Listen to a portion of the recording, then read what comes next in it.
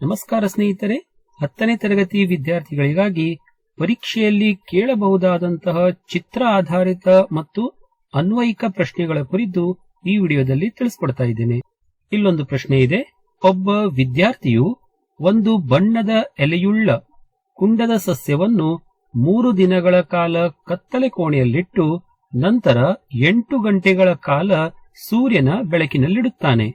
ನಂತರ ಆ ಸಸ್ಯದ ಎಲೆಯೊಂದನ್ನು ಅಯೋಡಿನ್ ಪರೀಕ್ಷೆಗೆ ಒಳಪಡಿಸಿದಾಗ ಚಿತ್ರದಲ್ಲಿ ತೋರಿಸಿದಂತೆ ನೀಲಿ ಬಣ್ಣವನ್ನು ವೀಕ್ಷಿಸುತ್ತಾನೆ. ಸೊ ಇಲ್ಲಿ ಚಿತ್ರದಲ್ಲಿ ತಾವು ನೋಡ್ತಾ ಇದ್ದೀರಿ, ಈ ಭಾಗದಲ್ಲಿ ನೀಲಿ ಬಣ್ಣ ಬರುವುದನ್ನ ಆತನು ವೀಕ್ಷಿಸುತ್ತಾನೆ.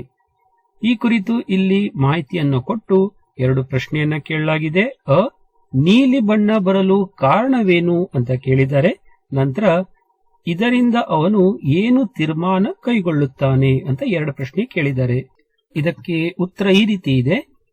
ನೀಲಿ ಬಣ್ಣ ಬರಲು ಕಾರಣವೇನು ಅಂತ ಏನು ಕೇಳಿದಾರಲ್ಲ, ಎಲೆಯಲ್ಲಿರುವ ಪತ್ರ ಹರಿತ್ತು ಸೂರ್ಯನ ಬೆಳಕಿನ ಉಪಸ್ಥಿತಿಯಲ್ಲಿ ಪಿಷ್ಟವನ್ನು ಉತ್ಪಾದಿಸುತ್ತದೆ. ಆದ್ದರಿಂದ ಆ ಭಾಗದಲ್ಲಿ ಅಯೋಡಿನ್ ನೀಲಿ ಬಣ್ಣವನ್ನು ಉಂಟು ಮಾಡುತ್ತದೆ. ಸೊ ಹಸಿರು ಭಾಗ ಇರುವಂತಹ ಈ ಎಲೆಯಲ್ಲಿ ಪತ್ರ ಹರಿತ್ತು ಇರುವುದರಿಂದ ಅಲ್ಲಿ ದ್ಯುತಿಸಂಶ್ಲೇಷಣೆ ಕ್ರಿಯೆಯಾಗಿ ಪಿಷ್ಟದ ಒಂದು ಉತ್ಪಾದನೆ ಆಗಿರುತ್ತದೆ. ಆದ್ದರಿಂದ ಅಯೋಡಿನ್ ಟೆಸ್ಟ್ ಮಾಡಿದಾಗ ಅಲ್ಲಿ ಕಡು ನೀಲಿಯಾದಂತಹ ಬಣ್ಣವನ್ನು ನಾವು ನೋಡಬಹುದು. ಇನ್ನು 2ನೇ ಪ್ರಶ್ನೆಯಲ್ಲಿ ಇದರಿಂದ ಅವನು ಏನು ತೀರ್ಮಾನ ಕೈಗೊಳ್ಳುತ್ತಾನೆ ಅಂತ ಕೊಟ್ಟಿದ್ದಾರೆ.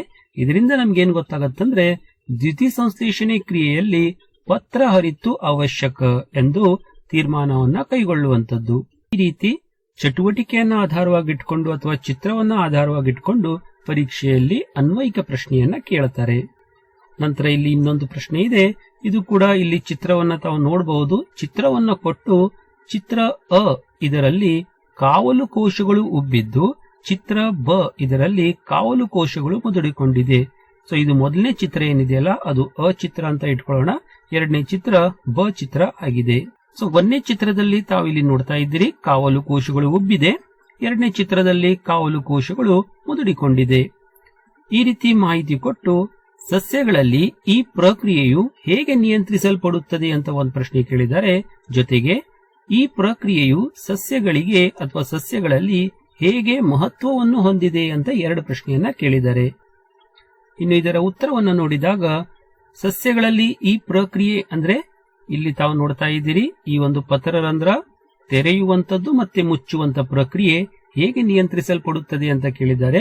ಈ ಪ್ರಕ್ರಿಯೆಯು ಅಭಿಸರಣೆಯ ಮೂಲಕ ಕಾವಲು ಕೋಶಗಳಲ್ಲಿ ನೀರು ಮತ್ತು ಪೊಟ್ಯಾಷಿಯಂ ಅಯಾನ್ಗಳ ಒಳ ಮತ್ತು ಹೊರ ಚಲನೆಯ ಮೂಲಕ ನಿಯಂತ್ರಿಸಲ್ಪಡುತ್ತದೆ ಅಂತ ಉತ್ತರ ಬರಿಬೇಕು. ಇನ್ನು ಈ ಪ್ರಕ್ರಿಯೆಯಿಂದ ಸಸ್ಯಗಳಿಗೆ ಯಾವ ರೀತಿ ಲಾಭವಿದೆ ಅನ್ನುವಂಥ ಪ್ರಶ್ನೆಯನ್ನ ಕೇಳಿದ್ದಾರೆ. ಇದು ಪತ್ರರಂಧ್ರಗಳ ಮುಚ್ಚುವಿಕೆ ಮತ್ತು ತೆರೆಯುವಿಕೆಗೆ ಸಹಾಯಕವಾಗಿದೆ ಅಂತ ಬರೀಬೇಕು. ಜೊತೆಗೆ ಇದರ ಮೂಲಕ ಸಸ್ಯಗಳು ಅನಿಲಗಳ ವಿನಿಮಯ ಮತ್ತು ನೀರಿನ ಬಾಷ್ಪ ವಿಸರ್ಜನೆಯನ್ನ ನಿಯಂತ್ರಿಸುತ್ತದೆ ಅಂತ ಕೂಡ ಇಲ್ಲಿ ಪಾಯಿಂಟ್ ಅನ್ನ ತಾವು ಇಲ್ಲಿ ಬರಿಬೇಕಾಗತ್ತೆ. ಇನ್ನೊಂದು ಇಲ್ಲಿ ಅನ್ವಯಿಕ ಪ್ರಶ್ನೆ ಇದೆ. ಸೊ ತಾವು ಚಿತ್ರದಲ್ಲಿ ನೋಡಬಹುದು, 2 ಟೆಸ್ಟ್ ಟ್ಯೂಬ್ ಅಥವಾ ಪ್ರನಾಳವನ್ನ ಕೊಟ್ಟಿದ್ದಾರೆ. ಪ್ರನಾಳ ಎ ಮತ್ತು ಪ್ರನಾಳ ಬಿ. ಪ್ರನಾಳ ಎದಲ್ಲಿ ತಾವು ನೋಡಬಹುದು ಪಿಷ್ಟ ಮತ್ತು ಲಾಲಾರಸದ ಮಿಶ್ರಣ ಇರುವಂತದ್ದು. ಪ್ರನಾಳ ಬಿದಲ್ಲಿ ಕೇವಲ ಪಿಷ್ಟವನ್ನ ಮಾತ್ರ ತಗೊಂಡಿದ್ದಾರೆ, ಇದರಲ್ಲಿ ಲಾಲಾರಸ ಇಲ್ಲ.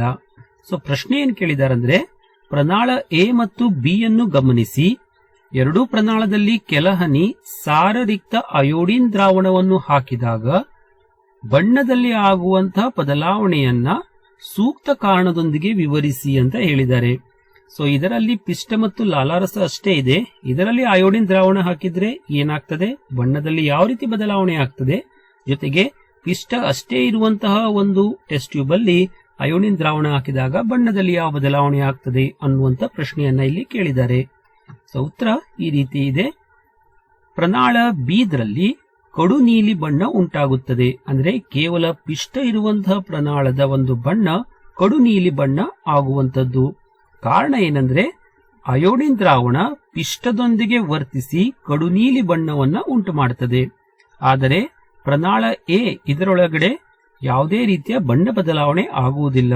ಯಾಕಂದ್ರೆ ನಾವು ಅದರಲ್ಲಿ ಲಾಲಾರಸ ಸೇರಿಸುವುದರಿಂದ ಅದರಲ್ಲಿರುವಂತಹ ಅಂದ್ರೆ ಲಾಲಾರಸದಲ್ಲಿರುವಂತಹ ಅಮೈಲೇಸ್ ಕಿಣ್ವವು ಪಿಷ್ಟ ಎಂಬ ಸಂಕೀರ್ಣ ಕಣಗಳನ್ನು ವಿಭಜಿಸುತ್ತದೆ ಮತ್ತು ಅದನ್ನ ಸಕ್ಕರೆಯ ಕಣಗಳನ್ನಾಗಿ ಪರಿವರ್ತಿಸುತ್ತದೆ. ಸೊ ಅದರಿಂದ ಇಲ್ಲಿ ಸಕ್ಕರೆಯ ಕಣಗಳು ಉಂಟಾಗಿರುವುದರಿಂದ ಯಾವುದೇ ರೀತಿಯಲ್ಲಿ ಅಯೋಡಿನ್ದೊಂದಿಗೆ ಕಡು ನೀಲಿಯ ಬಣ್ಣ ಉಂಟಾಗುವುದಿಲ್ಲ. ಸೊ ಇದೇ ರೀತಿ ಮುಂದಿನ ವಿಡಿಯೋದಲ್ಲಿ ಇನ್ನೂ ಅನೇಕ ಅನ್ವಯಿಕ ಮತ್ತು ಚಿತ್ರಾಧಾರಿತ